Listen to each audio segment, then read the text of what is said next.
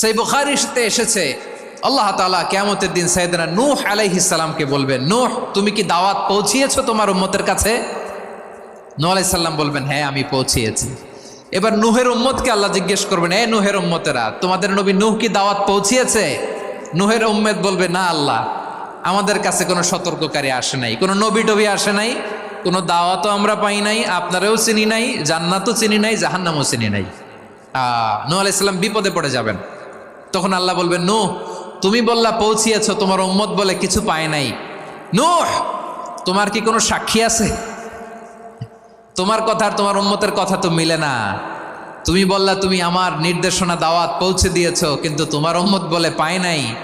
নূহ তোমার পক্ষে কোনো সাক্ষী আছে? নূহ আলাইহিস সালাম বলবেন, আছে। কে? উম্মতে মুহাম্মাদি। তখন আমরা বলবো, আল্লাহর নবী নূহ আলাইহিস সালাম তিনি আপনি যা যা বলেছেন ঠিক তা তার উম্মতের কাছে পৌঁছে দিয়েছে।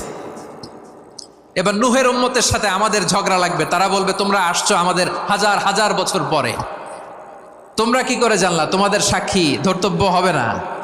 আমরা তখন বলবো, আমাদের কোরআনে তোমাদের নবীর নামে আল্লাহ তাআলা একটা সূরা নাজিল করেছেন, সূরাতে নূহ। আওয়াজ করে পড়েন আল্লাহু আকবার।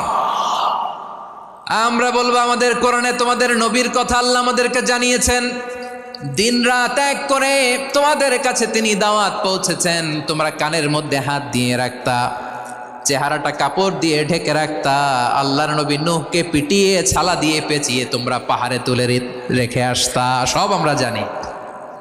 আমরা যখন বলবো এই কথা, নূহের উম্মত চুপসে যাবে। তখন আমরা সত্য বলেছি কিনা এটা আল্লাহ তাআলা জানতে চাইবে বিশ্বনবীর কাছে। তখন বিশ্বনবী আমাদের পক্ষে সাক্ষী দিবেন। আওয়াজ করে বলেন আল্লাহু আকবার। এজন্য আল্লাহ বলেন, নবী আপনি হচ্ছেন সাক্ষ্যদাতা, সব নবীদের উপর আপনি হবেন সাক্ষী, আবার আপনার উম্মতের সাক্ষীর উপর আপনি হবেন সাক্ষী।